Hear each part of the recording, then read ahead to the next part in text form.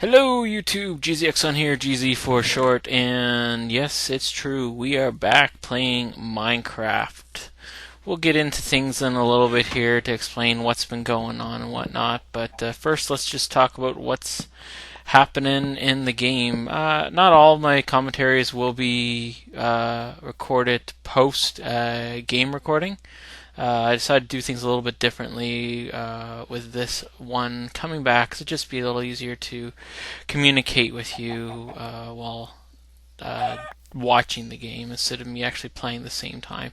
So I decided this time to start with a hidden chest, or the whatever they call it, where you start with chests. You can see here that I'm showing you the game mode that I am not able to enter creative mode at all. There is no ability to spawn in items or anything at all this time.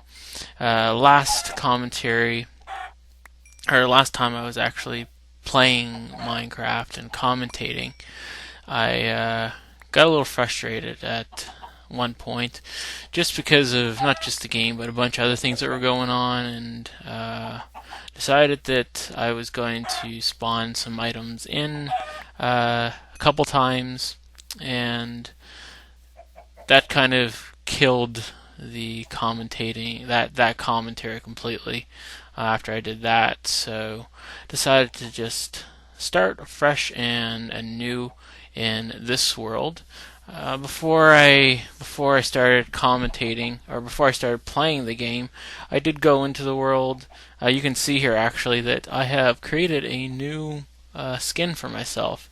I am Canadian, and to go with the Canadian stereotype, I do quite enjoy hockey.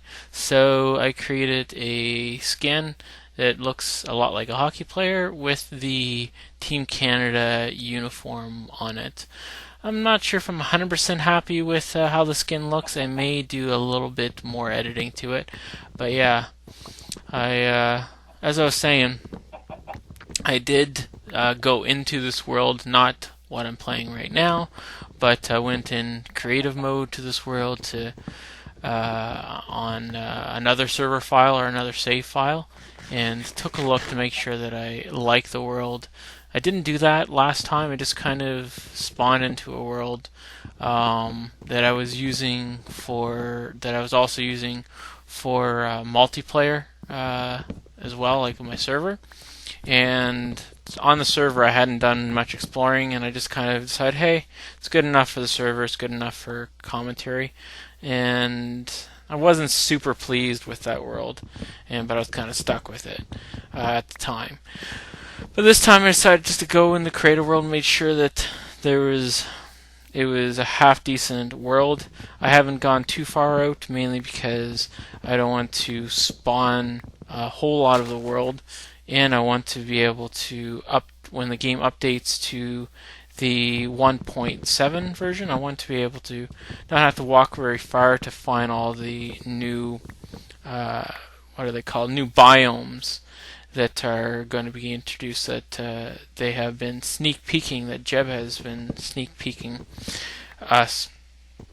So just starting out here, I'm just doing the typical gathering of some food and gathering of some wood, and so that I'm able to create my first grandiose house, my shelter from the proverbial storm.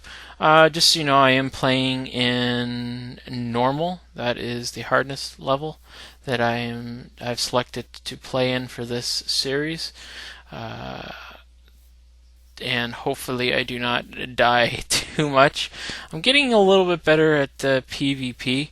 I have been playing online on the Hive, and what are the other servers I've been playing on? I've been playing on Ryan's server. If you watch any Captain Sparkles, you see that he plays Hunger Games with Ryan on his server, on Ryan's server. Also, Captain Sparkles has a new server that he is going to be launching beta on in the next couple of days, so I'm looking forward to checking that out. Anyhow, I felt like the day cycle went really fast. I felt like that it was bam, night. And nighttime with 1.6 is quite a bit more challenging if you are playing on, well, any difficulty level that has mobs, because the zombie hordes can be a pain in the butt, shall we say? Yeah. So I don't know. That was kind of strange that the day cycle went by so quickly. I don't know what was up with that. The next day cycle, a little later on in the video, I felt was normal length. I don't know. Anyhow, I guess when you first start the game, it never feels like enough time. You can see I'm just kind of frantically trying to get some tools together here. I thought I had a lot more time to go after some stone tools for my first night, but we didn't. So anyhow, what has been going on? Why did I do a restart on the channel and then disappear again? Well, life is interesting, shall we say. Without going into too invasive of detail for YouTube, I've had when I got married 4 years ago, I moved and left a job that I had behind. Well, I was transferred to Halifax, but things were different, and at that new location, and didn't work out. So I've had to move around a bunch and whatnot, and yeah, things just have not been super stable career-wise, and so I've had to take a bunch of time off to try to find better, newer employment and whatnot, and something that would sustain. And I had found a position right around the time that I started up the commentating again. Things were a lot less stressful, so I find it's easier to commentate when I'm not as stressed. And then things just didn't work out with that position. And also right around the time that things weren't working out, we got a great news. Well, my wife delivered the great news early one morning that we were expecting our first child, which is absolutely awesome. And so, with all of that going on, lack of great employment, and I noticed here that I had messed up the dimensions of my initial hut. I've gotten this habit of going a little more simple on my starting, not going too extravagant on my starting hut, something that can be a good long-term shelter, while I try to get something nicer and better put together, gather some supplies, whatnot, instead of just diving into it. I mean, we will be diving into it fairly quickly, but I like to. I've been trying to get in the habit when I am fooling around and in survival mode, just checking things out, that I go a little smaller. And you'll see here that we get into the enjoyment of the zombie hordes. And anyhow, so yeah, with my wife expecting a child, and well, it was 9 months then, and needing to find new employment and whatnot, I just didn't feel like I was able to invest quality time into making videos and be able to invest in real life. The reality is starting out on YouTube, there is little to no money to be had. It's once a person gets up to a significant subscribership that a person is able to find a little more time to invest in YouTube, because there might be a little bit of cash. I don't do this necessarily for the cash. It would be nice to make some cash off of YouTube, and I would love to be able to make YouTube my full-time job.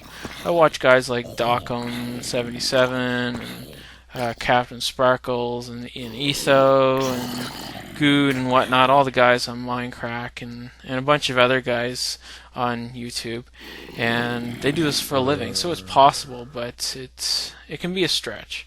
So I didn't feel at the time that it was wise for me to be investing as much time as I had been into YouTube. So I had to do what was best for my family mainly, and let things go on YouTube. Coming back into it, I need to find a better balance than what I had on my channel before. Before I was trying to release a significant amount of content compared to the amount of time that I actually had, and so it got to be a little bit overwhelming. And I do have a partnership, which is not really worth anything to me right now with YouTube. You'll notice at the times there's ads before the video and beside the video and whatnot if you don't have AdSense or an ad blocker or whatnot. But it just doesn't, like, I've had the partnership for, I don't know, 8, maybe 10 months now, and I have not received any paychecks from them. I'll be right back. There's some noise going on. Sorry about that, folks. We are back. So yeah, what I'm looking at doing now is I'm going to aim for about 2 videos a week, and there may be a week where I only get 1 video out, and I just need my subscribers, whatever subscribers choose to come back, to understand that I do have to maintain my life, my family, my living, etc., in order to be able to even afford to have the internet to upload videos to YouTube. And it's all well and good for those who this is their full-time job to be able to release a video daily or 3 or 4 times a week or whatnot, because they are getting enough of a paycheck from YouTube that allows them to invest their time into it. It's their job. But this is not at this time. Maybe sometime in the future I will be blessed enough to have the subscribership and the viewership or network to approach me and offer me help on getting things to the next level. And I'll be able to make it a full-time job. But at this time I can't, and I now have a son who, and his name is Lincoln, in case you're wondering. I have a son that I must provide for, and I have a wife, and real life is real life, and this is 20 minutes or plus editing time and research time and whatnot of my life, and it is temporary time of escape, maybe. I don't know. So yeah, we are going to get back into things here. I said at the beginning of the episode that I'm not doing a live commentary, obviously. I'm not focusing 100% on what is going on in the game and explaining what I'm doing and why I'm doing it and whatnot. This will not be the norm. I will do these on the occasion. I think it's nice to just kind of every once in a while be able to chat and talk and interact in a more personal way and say what's up, what's going on to my viewers and my subscribers. And I do appreciate your patience, if you're able to have any patience with me with all these start and go that's been going on, or that's gone on in the last year and a half. Anyone that still hangs around, I think I only am getting like 40 to 70 views max on videos now. I don't know. I haven't even looked at what my views are on most of my videos lately. when I go to upload this video, I'll explore that a little bit more to see what my subscribership loyalty has been during my leave of absence, if you will. So I decided to go against the norm there, and most people would put their door right in the middle, but I decided I didn't want to go typical, and mainly for one practical reason. I like to be able to see out the front of my house. I like to see out the window of the front of my house so that I'm able to check all sides before I try to go out if I decide to go out at night or first thing in the morning. I don't want to have any sneak creeper attacks or skelly attacks or that sort of thing. Just in case you're wondering, if you do not know, the reason I place the door that way, and I place all my doors that way for the most part now, is it allows me safety at night in my house because zombies, let's try, are not able to actually break through the door when it's like that. When you place it the quote normal way, then of course, as everyone knows, a zombie can break through there, but that way you cannot. So I decided to get brave here and go after some coal and whatnot. I peek into the edge of the cave and I'm like, oh, looks like some easy coal. I don't see any mobs around. This should be a walk in the park. I think, yeah, I have 6 levels of experience right now, XP, and I notice, oh, there's a creeper over there. No big deal at all. I'll just keep going on my merry way. Get some crap. And there goes 6 levels of XP. Man, smart. I don't even know if I had a sword there. I think I might have made a wood sword. Yeah, I made a wood sword during the night because I was using my old brain and using up stone pickaxes to kill the zombie horde. But no big deal. I mean, it's the beginning of the game. At least it wasn't like 20-some XP or something like that and losing it. And I don't even have an enchanting table or anything, so it wasn't too big of a deal to lose all of that experience. So we just wander back over here and pick all that goodies up. So the plan to start out with this series is, well, to light things up better, that's for sure. I wasn't thinking too much at the time when I was playing that it would be a little difficult for you guys to see without me making up some torches right away when I ventured in here. But anyhow, the plan, starting off, is we'll finish this little hut up. I guess we'll call it a hut. We finish this hut up by the end of this episode, as far as the exterior and glass and whatnot. Off camera, I've done a little bit of work of just adding a few details to the huts, just added some chests in and arrange the floor and whatnot.